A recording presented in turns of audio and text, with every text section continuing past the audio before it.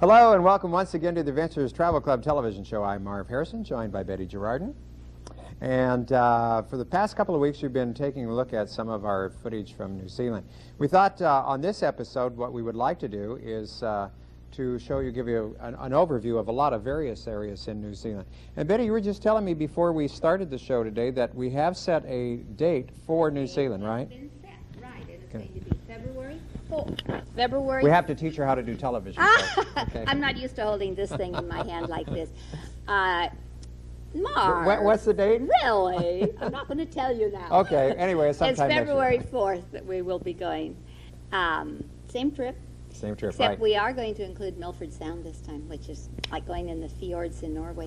That's so great. That should be good. Well, you know, because that whole South Island of New Zealand is what they call the Southern Alps, and it's very, very true, that the rugged mountains that are so beautiful Oh, I and so like great. New Zealand. You know, I had some doubts, like I had said before, but I think New Zealand is something out of this world. Yeah, Terrific, yeah. it really is. Looking forward to going back and breathing fresh air again. Yeah, you've never seen such clear skies and such clear water. I mean, that if there's heaven on earth, or when Earth was created before we all messed it up, some of it's still there in New Zealand. Much more pleasant to be around Marv over there because he doesn't sneeze or cough or blow. He's absolutely free of his allergies. That's and it's true. marvelous. It's just marvelous. Maybe we should move over there. I don't think so. I don't think so. Anyway, it is wonderful. Betty, well, we have everybody here in person today. Before we start on our adventure, we should remind everyone that we still have some room left on the ship that we're going to go on, the Westerdam, and that's, of course, the trip with Father Barham, and that goes...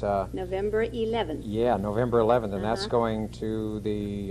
Caribbean. Yeah, I want to say Bahamas, but... Some say Caribbean or say Caribbean. Caribbean. In school I learned Caribbean, but now they're fancy. They go Caribbean. Or to roll the R, Caribbean, Caribbean, whatever grabs you is all right with me. But that's going to be a great trip. We have several people on that one now, and that I've seen some photographs of the ship. Oh, yeah, it's a beautiful ship. That is and the price is right. It's 7 days, and we leave from Fresno, come back to Fresno. For those of you from around here, we do have people coming from other areas that are going to meet us. Yeah, so this includes your air as well, and I'll tell you, it is really going to be a bargain for you. So we hope that you'll join us on that trip. Well, what do you say, Betty? Let's get into our adventure as we look at both the North and the South Island of New Zealand here on Adventures Travel Club. I'm ready.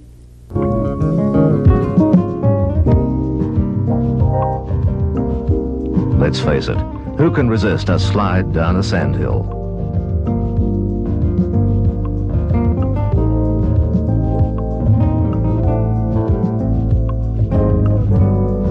"90-Mile Beach is in fact only 88 kilometers long, but seems longer to holidaymakers who take time out to travel along it by four-wheel drive or coach tours. The kauri forests of Northland contain some of the largest native trees in New Zealand, which is understandable when you think these trees are over 1,000 years old. Kauri would be New Zealand's most prized native timber. Further down the coast is the Bay of Islands, where some of New Zealand's most significant political and economic activities took place.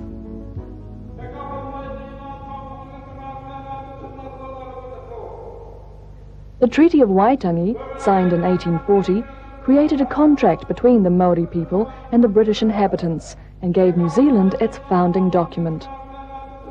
Even today, many aspects of New Zealand's law can be traced back to the intent of the treaty. Russell was once a whaling town and is home to New Zealand's oldest church, which still bears the musket holes of those early rugged times.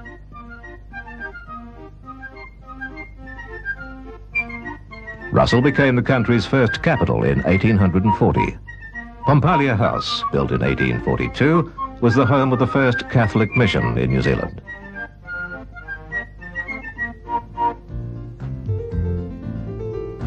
Russell's come a long way, and today is a popular summer resort, combining old world charm with the fun and excitement of sun, sea and surf. It's a base for game fishing and a popular anchorage for pleasure craft. Russell, Waitangi and Paihia are all Northland settlements from which to explore the Bay of Islands. Take your pick of boat tours or hire a boat or yacht yourself and explore the magnificent natural beaches and hideaways the islands possess. The easy atmosphere of the Bay of Islands is very relaxing, especially from the top deck, or even from a dinghy. To get a bird's eye view, you could take to the air. Kiwis enjoy the great outdoors, and this patch of ocean with its array of unspoiled islands gives them and their visitors a taste of what the outdoors is all about.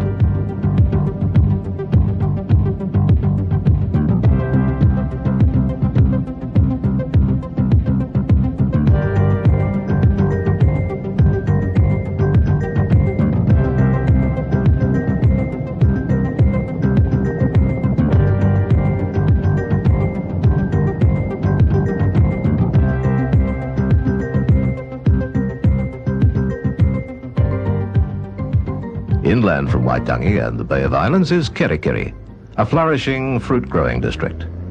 This is also where New Zealand's oldest European buildings stand.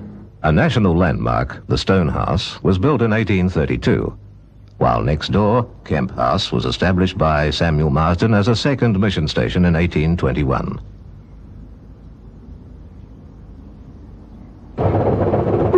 There can't be many places which still have a steam engine passing through the middle of town. But at Kawakawa, this wee beauty is a regular.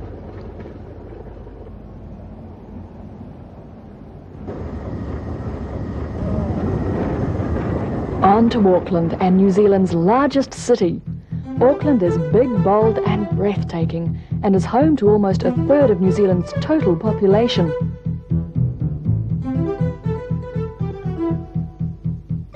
Across the bridge and into downtown Auckland, with its high-rise buildings showing the commercial strength of the city. Auckland is a colourful, busy city. It is not only home to some of the country's largest commercial interests, but also some of New Zealand's best theatres, art galleries and restaurants.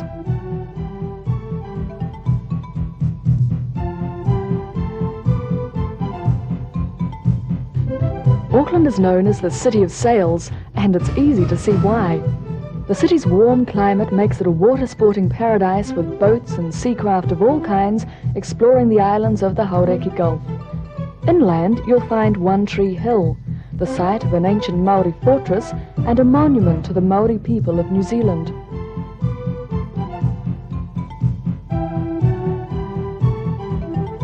Auckland's War Memorial Museum is home to many of New Zealand's national historic treasures.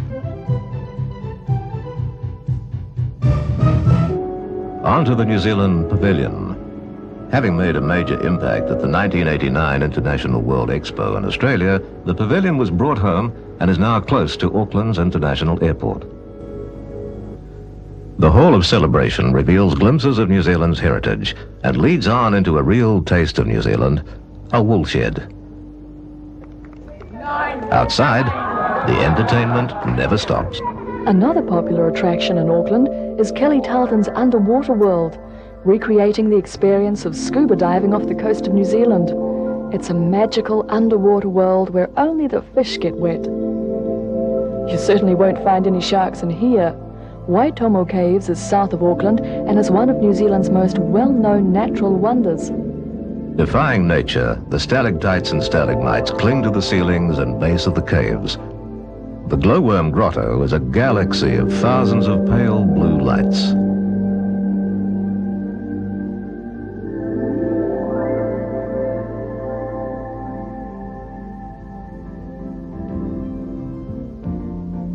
Travelling across to the east coast, you'll come to the Bay of Plenty.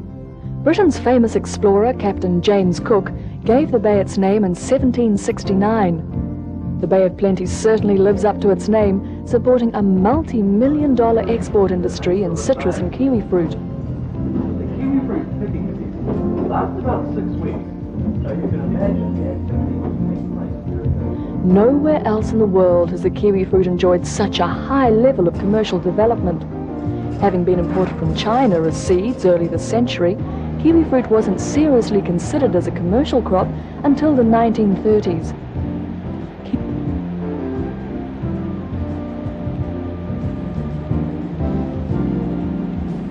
Kiwi fruit has flourished in the Bay of Plenty climate, with over 200,000 tonnes of fruit being harvested every year.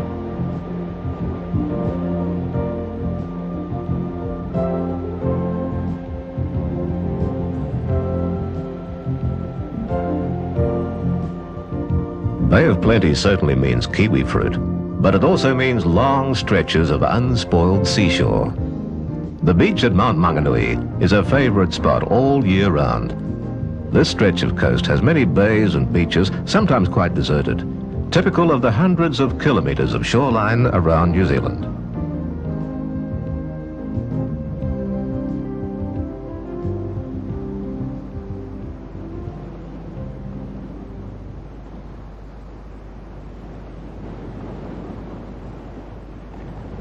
Geologically, New Zealand is very young and active.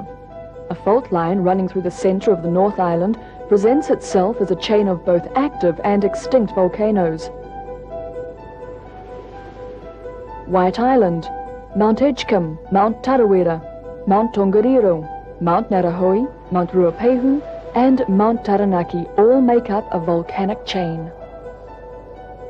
Lying off the coast of Bay of Plenty, the active volcano of White Island is an eerie, forbidding sight. 150 metres deep, it continuously emits sulphurous gases and steam that can easily be seen from the mainland 50 kilometres away. In the central North Island, the picturesque mountain Ruapehu is also active.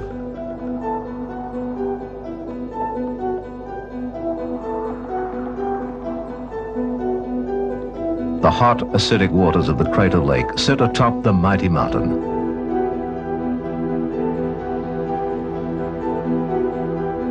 In winter, snow covers Ruapehu, creating two of the most popular ski fields in the North Island.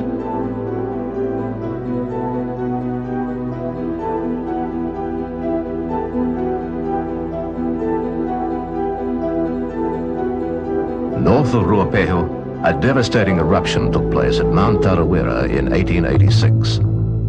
The mountain literally blew its top. A chain of 9 deep craters ripped across the mountain, burying many settlements, killing 153 people.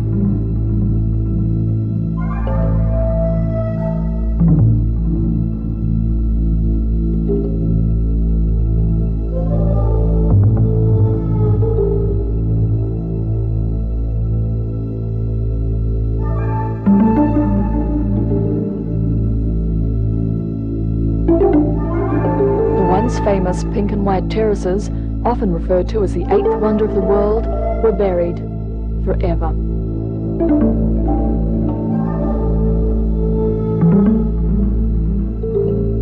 Today, there is little evidence of the destructive elements which caused such devastation.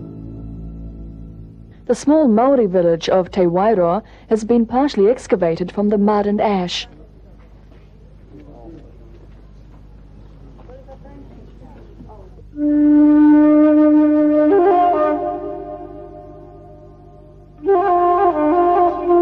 The remains of traditional Maori houses, whare, have been unearthed in an effort to reveal the extent of the Mount Tarawera disaster.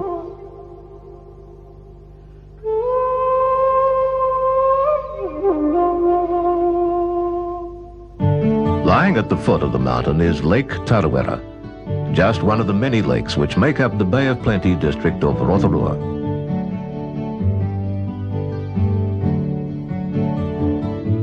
This region is the ancestral home to many of today's Maori descendants. At its heart is Rotorua City, hub of the North Island's Maori culture, geothermal activity, and tourism. Rotorua is a magnet for both New Zealand and overseas visitors, They come to enjoy the exciting range of attractions and entertainment the city offers. In the centre of the lake is Mokoia Island. Māori legend tells us the island was a sanctuary to Hinamore and Tutanekai, lovers from opposing tribes. A natural hot pool on the island is called Hinamore's Pool. Rotorua boasts some fine examples of Tudor-style architecture, St Faith's Church, and the bathhouse in Government Gardens. Rotorua City is home to 60,000 people. The area has a strong Māori base, which is evident in the culture of the city. Just south of Rotorua, the Kearoa Marae at Atiamuri is the home of the Ngāti Tuara people. Visitors experience the official and sacred tribal welcome, or weru, before they can venture onto the marae.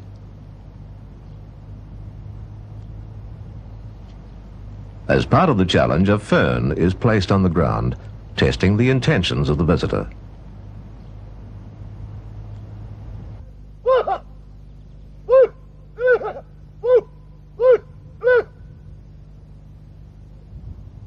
When the fern is accepted, the visitor is welcomed by the tribe in peace.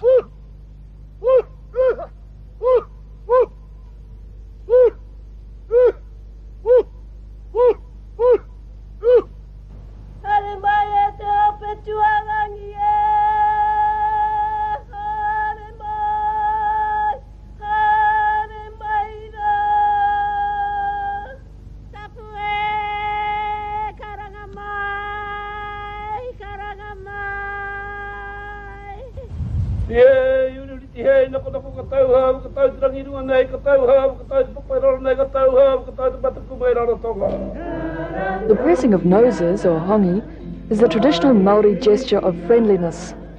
The Māori culture is rich in song, dance and skills passed from generation to generation.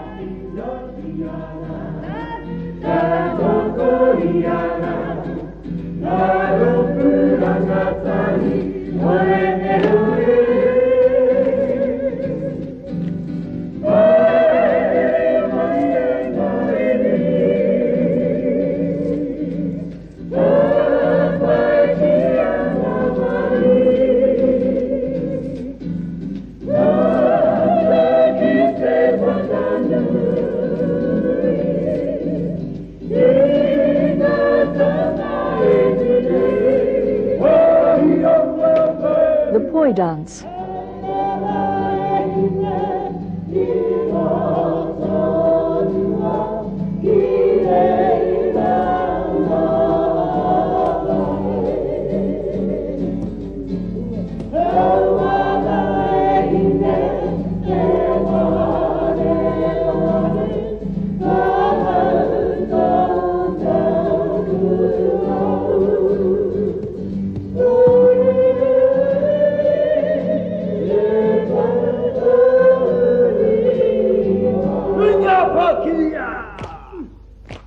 The haka, or war dance.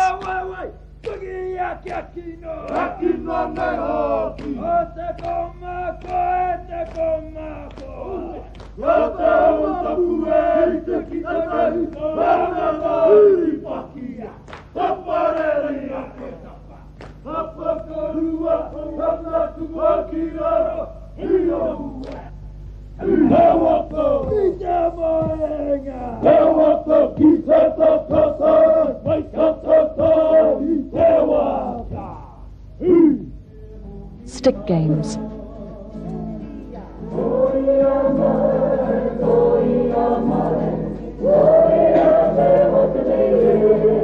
The hangi is the traditional Māori feast. The food is placed in baskets and cooked in the ground with white-hot rocks for 3 to 4 hours, producing delicious, succulent food. Maori carvings are an important part of the culture, as seen at the Maori Arts and Craft Institute. Adorning marae buildings, they're carefully and intricately carved, each telling its own story.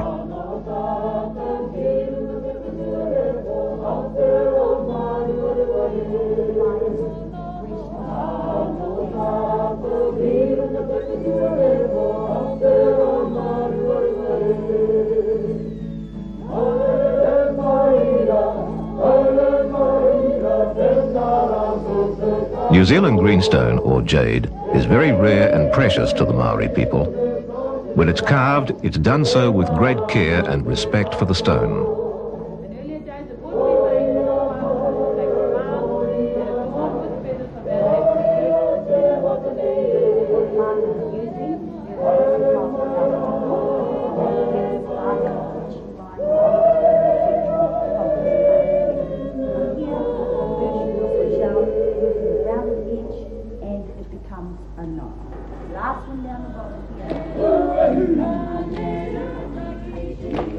On the marae is a central meeting house known as Whare Runanga.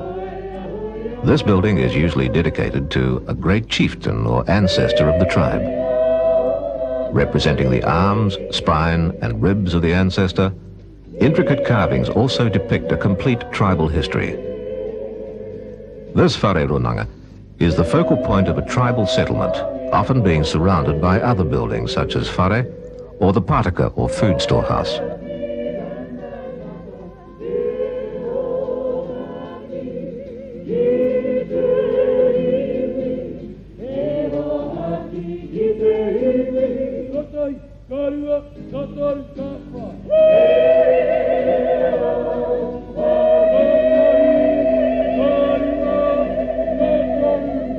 At Whakarewarewa Thermal Reserve, not much has changed since this country's first beginnings.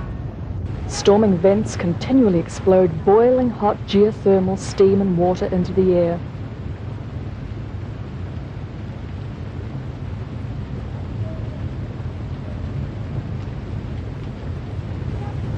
Puhutu, New Zealand's highest erupting geyser, often plays to a height of 18 metres, giving a hint of the awesome powers that lie beneath.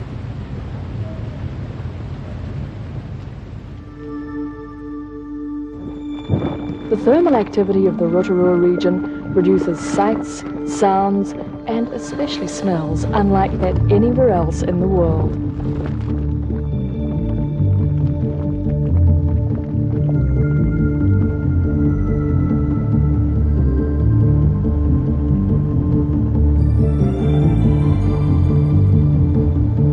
South of Rotorua, at Waitapu Thermal Reserve, the Lady Knox geyser erupts daily.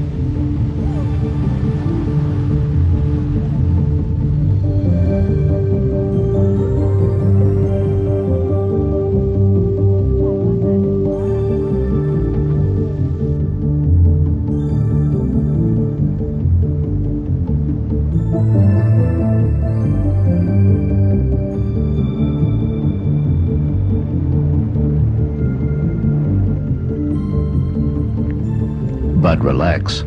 Being so close to such potentially explosive natural energy isn't much of a concern, especially as most of these natural attractions have remained unchanged and stable for many years. Wellington is the country's capital and seat of government. Parliament buildings and the Beehive stand side by side. Both are striking landmarks. The New Zealand Parliament system is based on the English parliamentary system.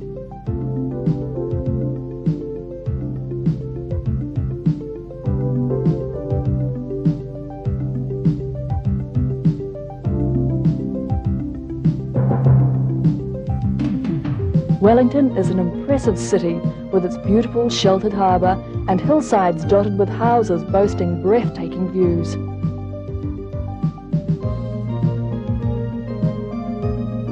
The city is sometimes called Windy Wellington. At least the locals keep their sense of humour about the weather.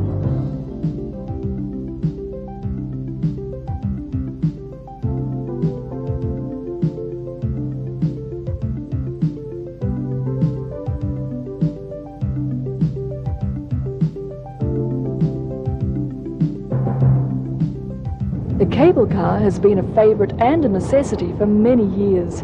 Parts of Wellington can be very, very steep. Culture, government, a busy pace of life befitting a capital city, Wellington.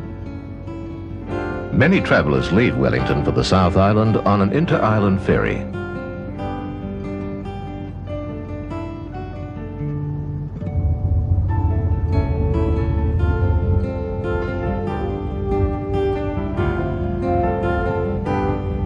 Travelling across Cook Strait, the journey takes about 3 hours through some magnificent scenery.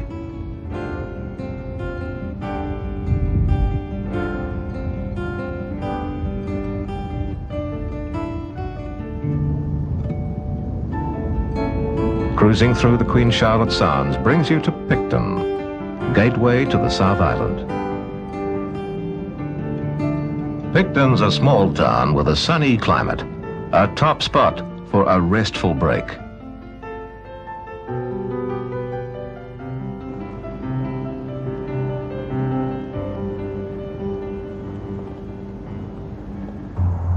Travelling south down the east coast, you'll come to Kaikoura, and a total change of landscape.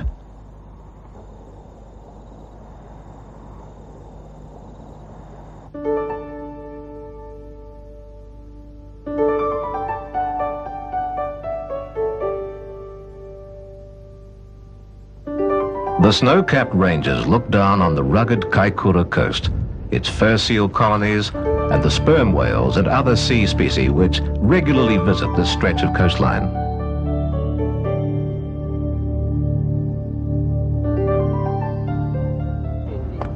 Further south is Christchurch, the main city in the South Island. Christchurch is almost more English than the English. Its beautiful parks, gardens and architecture echo its strong English links. At the heart of Christchurch is Cathedral Square. It has become an open stage for anyone with a soapbox, but boasts such performers as the Wizard and even a town crier.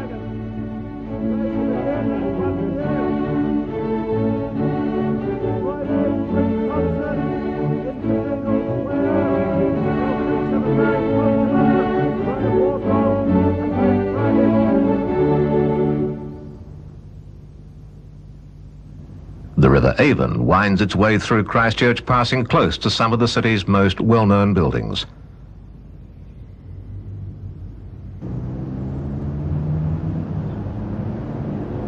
Even the schools of Christchurch could step straight out of an old English novel.